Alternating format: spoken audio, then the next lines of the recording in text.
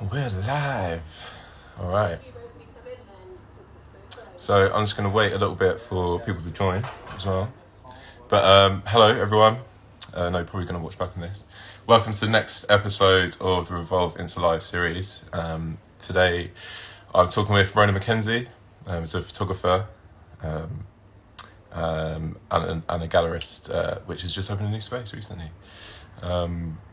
We're going to be talking about themes around sort of community and projects, community-led projects and things like that, and starting at new spaces, I think. So, yeah, we've only got 3 people. I'm just going to go ahead and invite her now, so everyone can watch back. I've got to remember how to do this.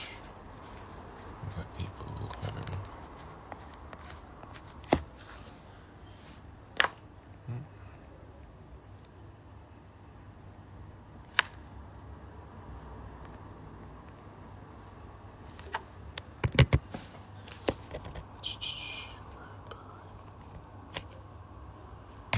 Oh, just one person. Cool. I've invited Ronan. Hi everyone. Laura, hello. Yes. I'm in. You good? Yeah, I'm good. Can you all hear us? Just give us a little wave if you can hear us a little bit. Or they're just waving anyway. But yeah, hello everyone. Alex. Cool. Yeah, we're just going to wait a little bit for people to join. So I guess, yeah, we could continue our conversation from earlier, which is yeah, how have you been? I've been good. I've been good. I'm really enjoying the warmth. Yeah, warm weather. Have you been? Yeah, exactly. What parks have you been to recently? Do you know what? I've only been to, I went to London Fields the other day, but that was like way too busy. So I've just been at Hackney Downs, to be honest. Mm. I want to go to the marshes, but I haven't been yet, so I might go tomorrow. Right, yeah. Where have you been? I was actually in London Fields a couple of weeks ago, but we were on pub at the park for a mate. Must have been. Yeah. It was pretty busy there. But it's a bit weird. I don't know. It's fun though. Seeing those people enjoy themselves and like. Well, you know, it sounds like that's like an outsider looking in perspective. Yeah. But I don't know. It's weird. It's good to see people having fun though, man. Yeah, for sure, for And actually, in a few days that it's been sunny, I've raised a tan. I've raised a pretty good tan. I'm pretty happy with that. Were you trying? No, not really. But I saw some pictures of me in winter, and I was looking pasty, man. I was like, nah, it literally can't happen again. So I was happy. Good. All right, we got. Yeah, it feels good on the skin. We should start, I think. Okay, cool. Welcome everyone. Thanks for joining in. Another episode of the Revolve into Life series. I've done a little intro earlier, but again, please welcome Ronan McKenzie. She's an amazing artist and I guess you could say gallerist now. Also works as a photographer, has photographed the likes of Solange, Serena Williams, and FKA Twigs, which I didn't actually know that at first, but I was pretty gassed. I was like, yeah, that is. When did you know? Yeah, I do now. So that's. Yeah, so Ronan also runs a space called Home, which is Black-owned artist-led co-working gallery space in North London, curates and forms opportunities for Black and Indigenous people of colour. And the space also sort of acts as a place for like community and young talented artists to come and hang out and sort of speak to each other. So I'm just going to read a little bit from the website as well, which I thought sums up quite nice. Home responds directly to the personal and communal need for a more honest and representative space that cares deeply for the artists we present and the community of people that we welcome into our space. And yeah, since Home opened in 2020, they have exhibited works of over 16 artists, 2 group shows, a solo show. You've also just organised a residency in Portugal, I think. Yeah. As well as a project with in London with Cobb Gallery, well, which is also a residency, alongside 2 talks corresponding with exhibitions, which I think is pretty good, starting in 2020. Starts. Yeah, exactly. So, yeah, to start with, Ronan, I'd really like to ask sort of more about your background in terms of getting into photography, because, well, you work as a photographer, right? Yeah. And to my knowledge, you didn't study at uni?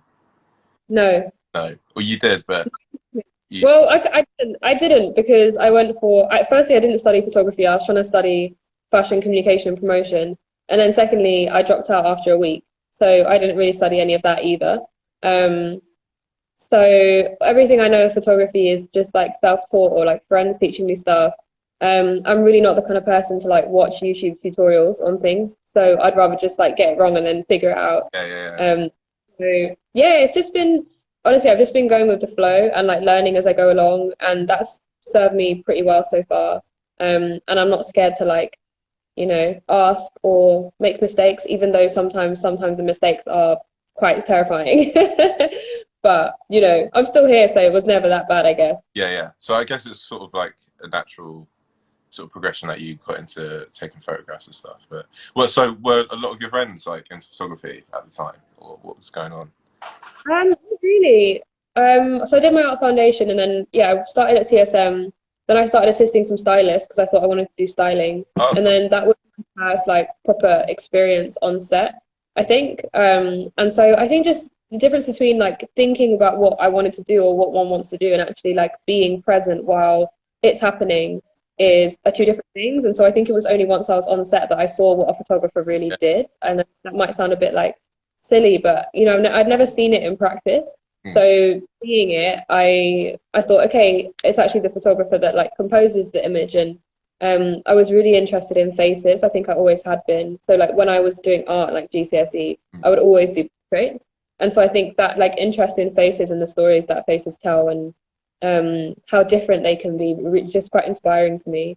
So that sort of led naturally took me away from styling into photography. I mean, it's quite similar in a way. I mean, I studied, of course, at Bournemouth, but we never really had any sort of like, we had studios there, but we never had any sort of studio etiquette or, not until after uni I realised, like, oh yeah, there's a stylist, like there's hair and makeup. No, I didn't know any of that shit sort of thing. So I remember first time on set, and the photographer, shout out Thomas Brown if you're around.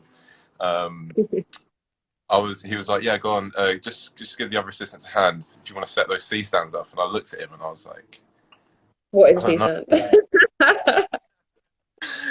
And yeah, I was real sort of like, okay, cool, like they don't teach you this stuff at uni. It's quite interesting. And and today, like when I'm at studio, C stand is one of the most important pieces of like kit in the studio. Yeah. I feel like that still happens to me all the time though, where like even my assistant will say something and I'm like, what is that though? Like I don't know what you're talking about. So I think that still happens. Depends what kind of photographer you are, right? I guess if you're like quite technical or if you're more, I don't know what the opposite for that is, not technical, I guess. Yeah. Just going for it. But that's the thing, I think a lot of times if you don't think about it too much, you just end up picking up new things and like your process sort of develops over time and things like that. Yeah, that's sort of, I guess, something else I wanted to ask you about is like, again, you were talking about portraiture and things. How did you sort of learn how to light things sort of like, very accurately? And because there is a definite distinction from taking photographs to, oh, excuse me, sorry. Bless you. There is that level up of just sort of taking portraits of people and documentary images to, studio setups and big crews and things like that. How did you sort of practice with that sort of work? Like, I think even now I still like prefer like the most low key situation. Okay. When I started, I would just always use natural light, and I mean, my preference is natural light because even if it's kind of like lower or later afternoon light, I still like that at least what I'm seeing in front of me is what I can capture. Yep. The thing I don't like about lighting is that, like a flash goes off, I'm not actually seeing how it looks. Right, okay. And I like to see how it looks at the time. And I think because I didn't know how to do lighting at the beginning, or even now, I know how to light things in a very simple way, but I'm not like an expert at lighting. I still like things to just be in the remit of what I know and what I can actually use. And I know, it's sunny out, so I can just use that. Or even if it's not, I know how to use that lighting. And it just took a bit of time to kind of get used to camera settings and how I like light to be on skin. And then when I started lighting, I would I just learned from my assistants, to be honest. Get people who know how to light, Right. show them what I want, which was often like a natural light reference or a light reference that feels very soft and gentle, and kind of just replicate that and then sort of go from there. Yeah. I think lighting is a really big part of photography by way of how a photographer uses light to express what they want to say is really unique to every single photographer. But at the same time, I think what I didn't know at the beginning was that a lot of photographers don't do their own lighting. And I think that would have been maybe given me a bit more confidence a bit more early on, because at the beginning I sort of thought, okay, well, you know, to do that like really sick studio shoot, I need to like learn how to do lighting. And that was never something that really interested me. So yeah. So how old were you roughly when you sort of like started considering a career in photography? You know. Like 20. Wow. So after my operation, yeah. Yeah. And you're from London, aren't you? You were born in London. Yeah. I'm from Walthamstow, northeast. And do you feel that living in Walthamstow, sort of quite close to, you know, the scene in London and other artists and stuff, has helped you sort of form a conversation around your work, or, you know, yeah, practice? I think really like good thing about being the thing that I've benefited from being based in London was that my parents lived here. So when I was going to uni, I hadn't like moved city or taken this big new kind of journey, and then I felt like I hated it and I wanted to drop out. I knew I could still I still lived at home, so it wasn't that deep, you know, I could still be there. And because I worked in retail since I was 16, I met so many people who got me like internships and stuff like that. So I always just really kind of took the reins of those opportunities, and I think that was really helpful to my progression. And I think also gave me the confidence, like interning gave me confidence to be like, okay, well, if I do leave uni, I know someone who works at this, you know, PR company, or knows a stylist that I could probably go and assist, even though I wasn't getting paid. Like I was just doing it on the side of retail to, you know, I guess retail was how I supported myself. And then I was able to assist and stuff on the side for free. So I think for me, being based there was really powerful, also because I'm so inspired by different kinds of people, and especially in terms of like relationships and seeing different kind of relationships. And I think London's so beautiful for that, because like there's so many different kinds of people, so many different cultures. Like what I find super inspiring is like, you know, being on like in Hackney and seeing like, I don't know, like a British workman eating like jerk chicken, or like, I don't know, an Indian like pharmacist that's come out of Boots and is eating, you know, like a Polish lunch. You know, I love that mix of cultures. And I've always found that inspiring, and I haven't really found that anywhere else that I've been to. Yeah. Interesting. So that, you know, brings me on to the sort of next point of discussing or coming up with the idea of home, and realizing that passion for community and bringing those sort of different things together. Yeah. So when were you thinking about sort of like, and why did you think about sort of setting up a space? And what, again, like, were you thinking of forming more of a curatorial practice in doing this, or was it just sort of like, this is something that needs to be done? Yeah, it was more the latter, to be honest. I think even now, I don't even necessarily see myself as like a curator. And if someone asked me what I did, I would never come into it. I think it was more just wanting this to exist. So I had an exhibition in 2018 that I called I'm Home, and that was a collection of 4 Black women artists, primarily photographers. And I wanted to do that show because I just felt like there weren't enough opportunities to see the work of Black women artists, specifically British women. I think a lot of the like POC work that we get to intake in the UK is still from a very American point of view, especially when it comes to Black artists. And I just was frustrated, and I was like, why doesn't this exist? So I just took it upon myself to do something. And it was like a 10-day exhibition. And so from that, I during that time I like programmed events and kind of, well, not really events. Events sound super like networky, but it was actually more things that would bring people into the space and make them feel comfortable. And I guess in hindsight, that all sort of came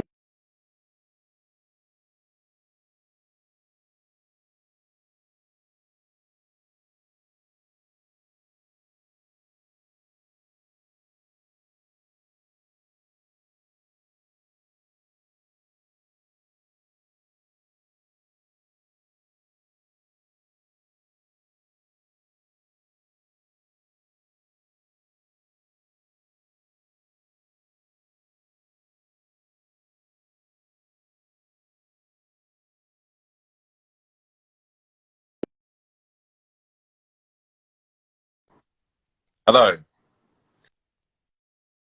You, am I back? Can you hear me? you back? Okay. Yeah, yeah, I can hear you. I think I'm back. All right, Okay. so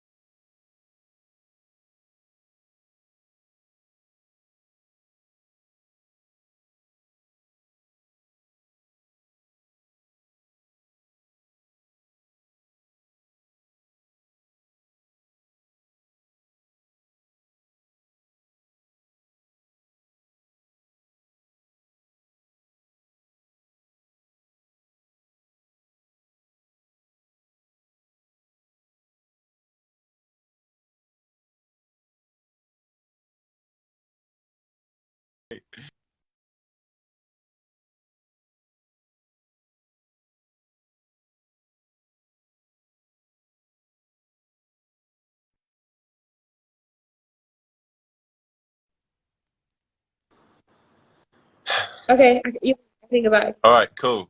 Yeah, Okay. Who? yes, man. Um, um, but no, yeah, I was just saying like it came from that wanting to like see the work of Black British women artists a bit more, or Black women artists a bit more. And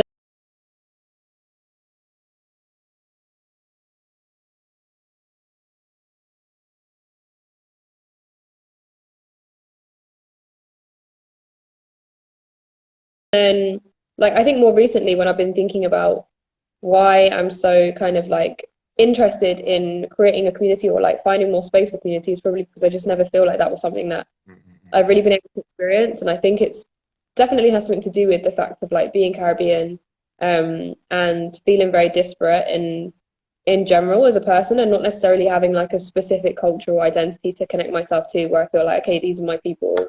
Um, I guess a lot of people who are immigrants feel that, where it's like, okay, I'm not really comfortable here, but in Barbados or Jamaica um, or Dominica, like I don't necessarily feel at home there either. And I think all of my work is really interested in like relationships and connectivity. And so I think it's trying to fill a void where I don't necessarily feel like, I guess I'm trying to explore where I fit. And so this space is kind of the physical manifestation of that. It's like, where do I fit? And other people probably feel like me. So let's just make this space where we all support each other, regardless of kind of where we're from or what our background is or that kind of thing. yeah, absolutely. And that's interesting, sort of talking about the like interconnectedness of other cultures and your work, sort of trying to reflect upon that, and the use of the body within that sort of thing, and like the idea of performance. I think it's quite interesting, especially from like a young black female artist. Um, but yeah, no, amazing. And I mean, like there are other spaces. So were you visiting other galleries like when you were quite younger, or like had Yeah. you seen many galleries showing like black artists' work?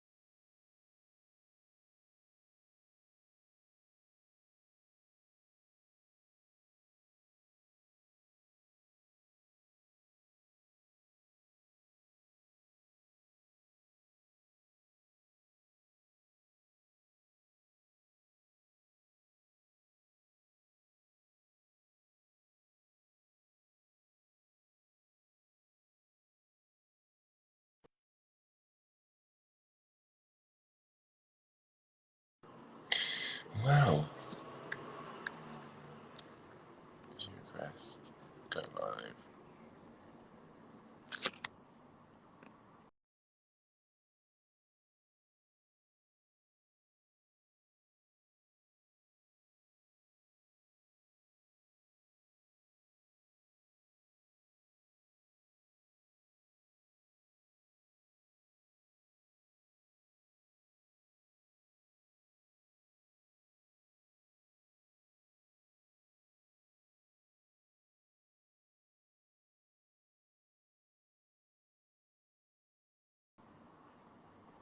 I'm trying to accept you, Ronan. I'm sorry.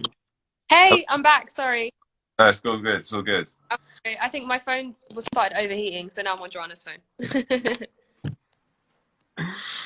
Yeah, I was talking Oh about no. what sort of spaces were you visiting when you were younger, or like what galleries were you going to, or were you even going to galleries when you were Um, still? yeah. My mum would take us to like, I guess the typical ones like Tate, Saatchi, um, like the National Gallery. We went sometimes to the Royal Academy. So she would take us Oh, when there amazing. were like big exhibitions on and stuff like that. Yeah. But I just don't even know how much there was of like showing black artists Mm-mm-mm. at that time. Yeah. So I don't really remember ever seeing any or seeing much of either black artists or people of color artists in general, to be honest. I don't remember seeing much of that at all. I think that was only when I started getting a little bit older, and probably only in the last few years that I feel like there's a bit more of that around, or Yeah. there's more spaces are doing it. Like the two that I remember from 2017 or 18 were Soul of a Nation at Tate, and then the places here at South London Gallery. But then I felt like Soul of a Nation was pretty much mainly American artists, so I didn't feel like I connected so much. Yeah. Absolutely. Yeah, of course, because there's sort of places like Autograph and Guest Projects, which is set up by Yinka Sianabori. I'm not sure if you know of them. And Addie's Yeah, Fine Art. I've never, And I actually thought of it. yeah, what, say that again. Oh no. Hang on. Oh, this is a disaster.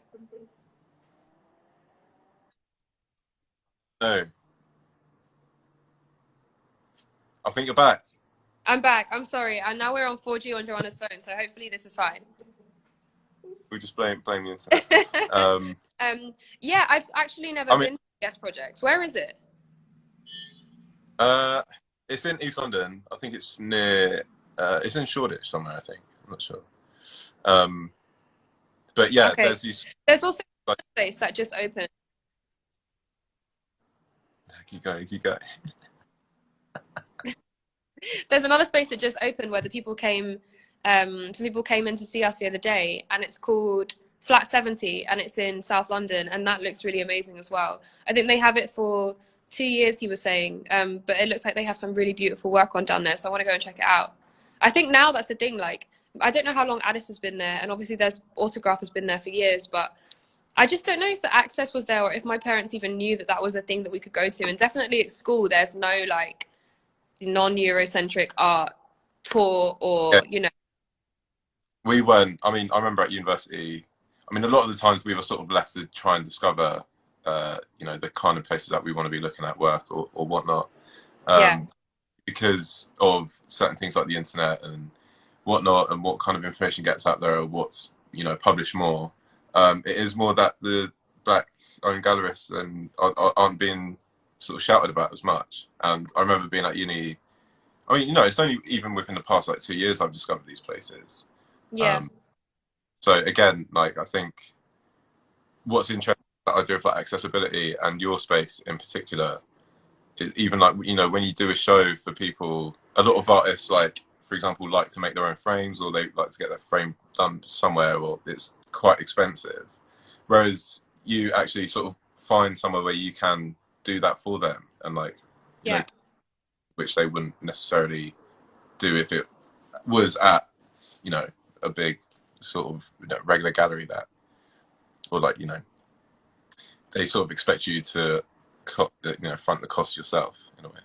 But that's what I think is another thing that's why like it makes being a person of color in the art world so hard to maintain because it's like what you need to pay for your studio, you need to pay for everything, and the likelihood is that it's going to be more difficult because like gallery shows, for example, there's so much nepotism in the industry, like there is in most industries. But I feel like because of how dominant whiteness is in arts, it means that it's just so much harder for any person of color to get in, and then also to maintain that. So I'm trying to prove a point to be honest, by saying like, okay, I'm one individual person who's like, I'm 26. All the money that I have, I've made off my own back. It's not like my parents just gave me like £1,000,000 and were like, do whatever you want.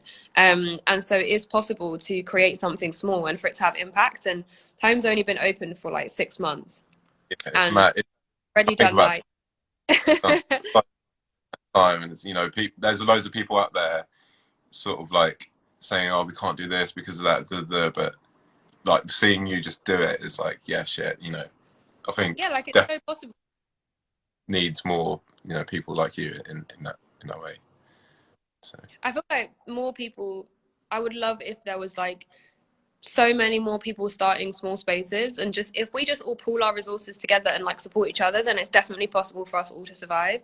I think the model that's set is like there's one gallery and they never collaborate with any other ones because it's all about them. But I think we're trying to create, like Joanna and me who are Home, like we're trying to make collaboration something that is really celebrated. And like if we don't have studio spaces, so if we collaborate with Cobb and they've got studio spaces, that just means that it's stronger for both of us and more people get to access it.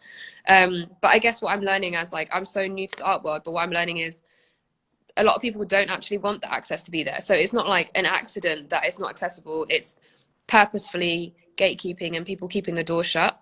And so it's going to take more of us to try and to like break that mold and like not only just break through those gates but create our own routes and our own places of power and bring even more of us up into.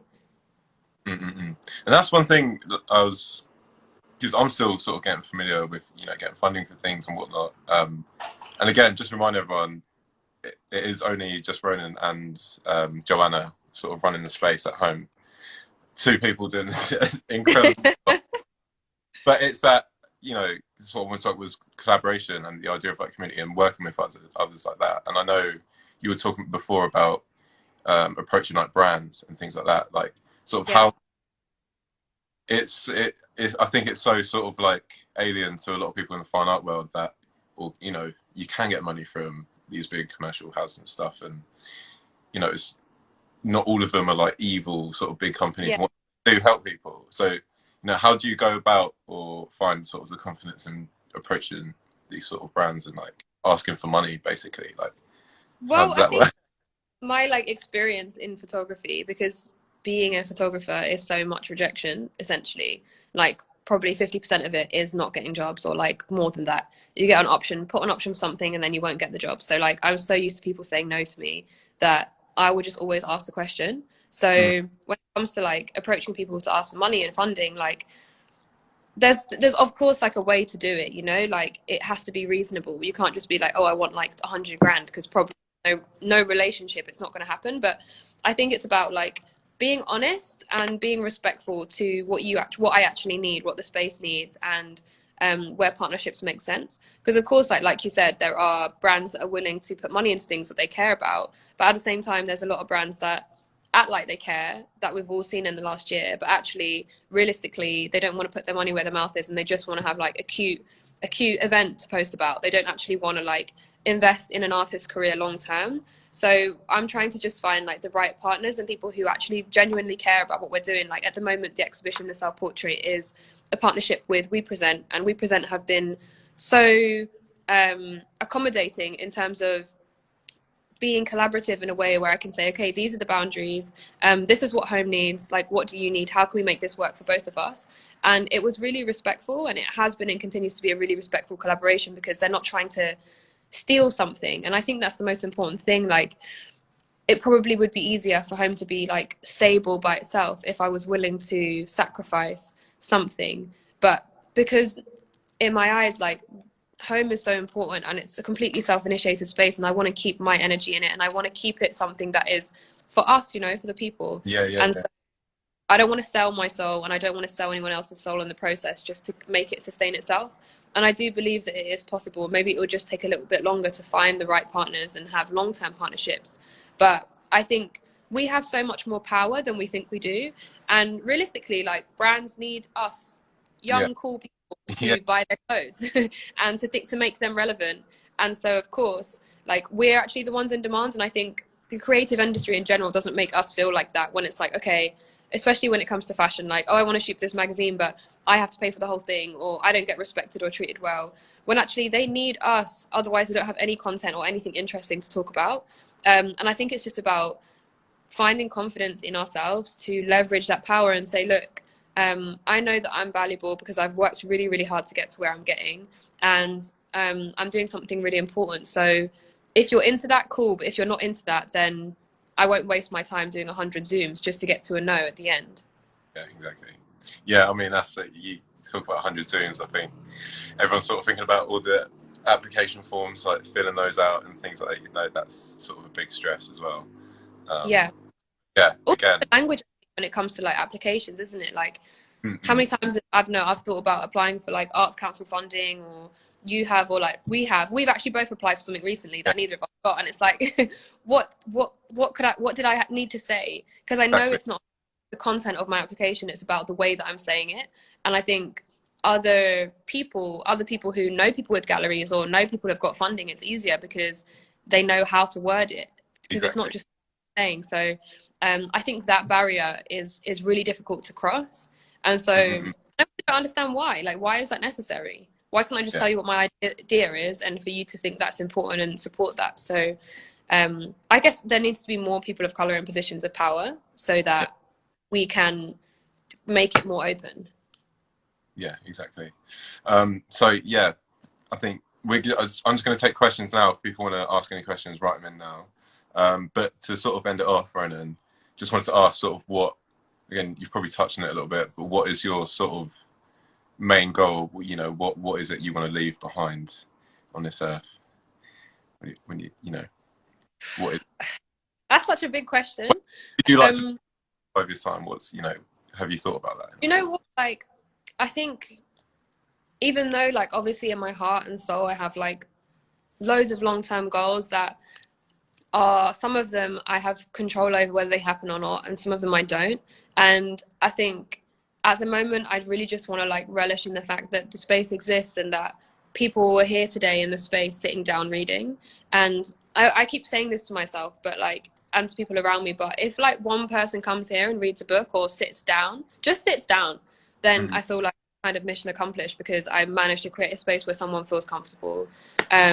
So long term, I think, I don't know, like so far, like home is just what I think and Joanna thinks is useful.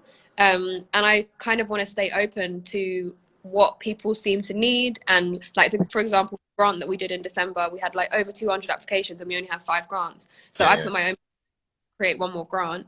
And so now I know the grants are really useful. People need grants. So try to create more of those. How can I create more of those? So I'm not sure what it's going to look like in 5 or 10 years, but I just hope that it's still serving people. And as long as it is, then I'm happy. Absolutely amazing. Yeah, perfect. Yeah, thank you, Ronan, so much. That was amazing. Yeah, of course. Sorry about this, my internet, the phone, my phone overheated, I knock us off the live. An enemy of progress, but look, we made it. Yeah, exactly. It's all good. I remember, just for, you know, background, big up Jamila Prowse as well. Basically, yeah, so I helped Ronan put up artwork for the shows. You don't have to put up the artwork. You and Josh put up all the artwork. While Joanna and I rip up like boxes and packages and make a hot mess. You guys do the whole installation. Take credit for that. Yeah, me sort of put the work up for them. So yeah, all right, cool. I'll take that. But yeah, up to this, you know, it was amazing. I don't know if anyone has been to space or not, but first impressions are sort of insane. And I remember walking in just like, whoa, like I don't feel this weird sort of, I'm now entering this abstract like gallery space, whatnot. You walk into this place and it genuinely feels like a home. You can sit, you know, they'll probably make you a cup of tea, chill out, whatever. It's amazing. But as I end up saying, like, I think what you guys are doing is outstanding. And definitely, you know, touching upon what I said before, I think there is a lot more need in the art world and photography industry for people like you and Joanna, and spaces like home especially. But yeah, again, I remember, you know, opening the show for the self-portrait, walking in and thinking, wow, there are people sitting down, like relaxing. It's so nice. Yeah, it was amazing. People chilling. That's what it's about. Like why is it that if you want to work somewhere for the day, you end up having to buy something? You either need to buy desk space, or you need to buy coffee, or you need to buy tea, or you like your cup's emptying and you're like, okay, do I need to buy something to stay here longer? Unless you're at the library, which, let's be honest, libraries are not that nice to be in. Like, they're okay. You know what I mean? Like, they're okay, but they're not that nice. And I feel like we should have places that we can just be at that are nice. Like, that should be a given, especially like after this year where everyone's stuck in their own homes. And like, of course, I'm sure even the person with the nicest home, sometimes you just need a bit of fresh air and you need like a change in space. So why should we have, I don't think that should be something that's only afforded to people who have a lot of money. And I think when you get to that space, you should be able to speak to somebody else who's there, if the opportunity arises, and not feel any type of way about who you are or what you look like or what they're wearing and stuff like that, or what artwork they've done. And the conversation shouldn't end in like Instagrams. So I think it's just about like trying to, I guess, create a space where there can be a bit more meaningful connection. And I guess through the programming and the exhibitions, encouraging that. Like the exhibition we have at the moment, Our Portrait, it's so personal and it's so rich, full of like love and support. And I really hope people feel that when they come to it. Absolutely. I think that's what I felt. And on the opening it was so sweet to see everyone sort of, and you could tell a lot of these sort of guys have never really been in that environment or sort of had the opportunity to show the work. They were so happy, man. It was like amazing to see. So it's so sweet. And yeah, there's been some real good friends come through and like really big up their friend or who's in the show, and it's just so lovely to see that. It's important. It is. And you don't, you know, you do kind of get it in some other galleries, but you know, not as much as I've seen it in your space, which is amazing to see. But yeah, no questions, unfortunately. But yeah, if you want to send us any questions or watch this back, send us any questions in messages or whatnot. But just to end it off, for more information on Home Gallery, you can visit their website, which is it home by RM? Space. Yeah, home by RM.space. And you can give them a follow at home_by_Ronan McKenzie. And yeah, you can also listen to a great Talk Art episode, which quite surprisingly, I don't know if anyone else is a Talk Art fan, but yeah, there's a great conversation with Ronan and Joy, and yeah, lots of good stuff on the way, I'm sure. The show closes on the 27th of June, this current show. Yeah. So yeah, make sure everyone get down there by the end of the month, and see Ronan and see the rest of the show. But yeah, thank you so much, Ronan. Amazing talk, huge inspiration, and yeah, get on to better things. No worries, man. A pleasure. For sure. And I'll see you very shortly. Indeed. Can't wait. But amazing. Thank you, everyone, so much for coming. Please tune in for the next one. Bye.